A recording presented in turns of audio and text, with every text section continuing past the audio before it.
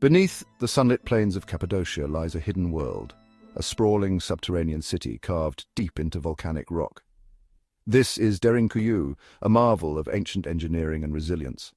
Stretching 85 meters below the surface, it housed up to 20,000 people along with their livestock and provisions, offering refuge from a hostile world above. Its rediscovery in 1963 was no less extraordinary than the city itself. A man, renovating his home, struck a wall that gave way to a void. Imagine his astonishment as he uncovered a labyrinth forgotten by time. Scholars believe the city was deliberately sealed, either to protect it from invaders or as its inhabitants abandoned underground life.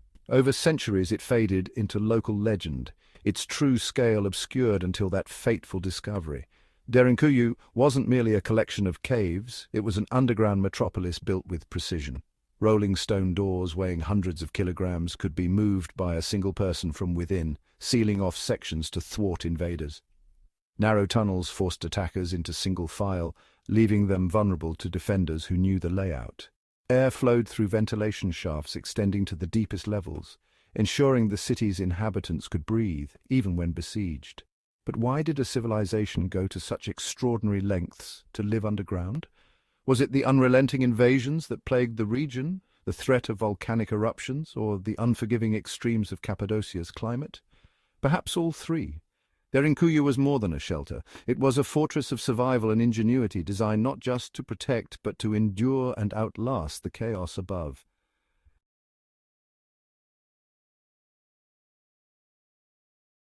Cappadocia's landscape is breathtaking, but beneath its beauty lies a harsh reality. The summers scorch with unforgiving heat, the winters bite with freezing winds, and violent storms tear through the open plains. For those who called this region home, survival above ground was fraught with danger. The people of Derinkuyu faced a choice.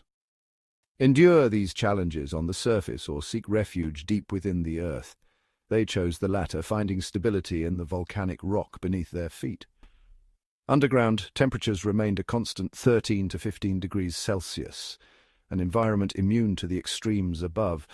This natural climate control wasn't just a comfort, it was critical for survival. Food supplies, such as grains and dried fruits, could last far longer in the cool, stable air. Salted meats, stored in insulated chambers, resisted spoilage without the need for modern preservation methods. The rock itself acted as a natural insulator, turning their subterranean world into a self-sustaining fortress. Why did they choose Cappadocia for this underground haven?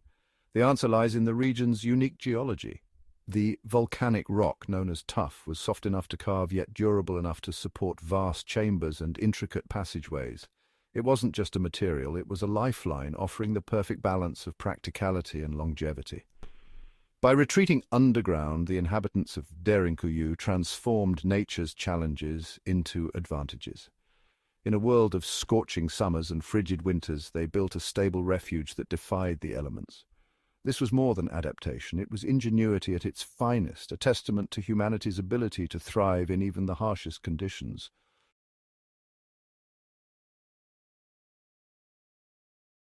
Water is life. For the people of Derinkuyu, ensuring a reliable supply deep underground was a challenge met with astonishing ingenuity.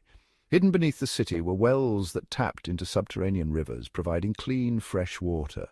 These wells weren't just vital for survival, they were strategically designed. Accessible only from within the city, they were protected from contamination and sabotage, even during prolonged sieges. Derinkuyu's people could drink, cook, and clean, no matter how dire the circumstances above. Equally impressive was their mastery of food storage. Grains were safeguarded in insulated granaries, where the cool, dry environment kept them free from pests and spoilage. Dried fruits and salted meats were carefully preserved in clay jars designed to last through seasons of hardship. Every item was stored with precision, ensuring no resource went to waste. How did they achieve such resourcefulness? The volcanic tuff itself provided natural insulation, maintaining cool and stable conditions that extended the life of stored provisions. This foresight wasn't limited to survival. It was about thriving in an unforgiving world. Derinkuyu wasn't just a shelter, it was a carefully engineered ecosystem.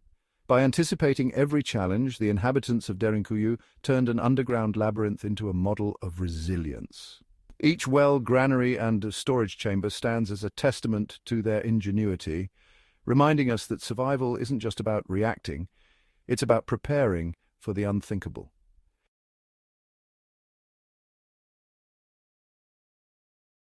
How do you keep 20,000 people breathing in a city buried 85 meters underground?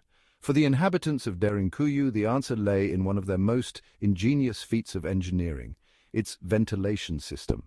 Over 50 vertical shafts carved with precision into volcanic rock crisscrossed the city, drawing fresh air into even its deepest chambers.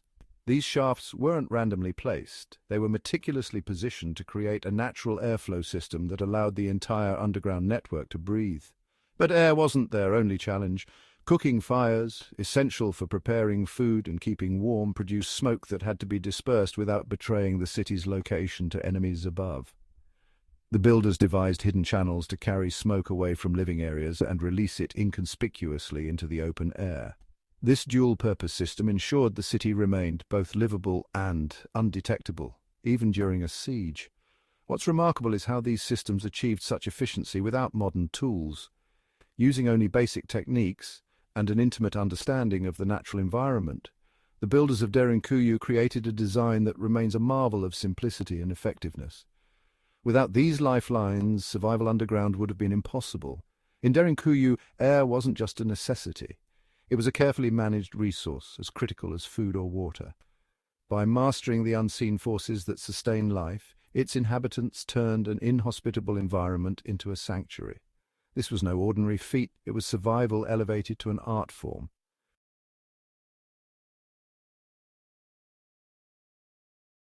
Surviving underground wasn't just about sustaining people, it was about sustaining a delicate ecosystem. Livestock played a vital role in Derinkuyu's survival, providing milk, meat, eggs, and even wool. But keeping animals alive and healthy in an underground city was no simple task. Ingeniously, stables were placed near the upper levels of the city where ventilation shafts ensured fresh air circulated to prevent the buildup of harmful gases and maintain breathable conditions. Feeding these animals required meticulous planning. Hay, straw, and feed were stored in adjacent chambers, carefully rationed to last through prolonged sieges. Nothing was left to chance. Every measure was taken to ensure that no resource was wasted. Even waste management was carefully controlled.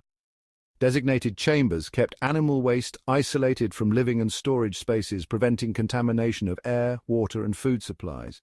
This integration of livestock wasn't just practical, it was ingenious. By incorporating animals into their survival strategy, the people of Derinkuyu created a self-sustaining ecosystem. The stables and feed chambers weren't just survival mechanisms, they were essential threads in a delicate balance that allowed life to thrive beneath the earth. Derinkuyu wasn't simply an underground city, it was a world unto itself. Its builders turned the challenges of living below the surface into opportunities for innovation. In every stable, storage room, and waste chamber lies a story of foresight and adaptability, a testament to a civilization that turned necessity into triumph.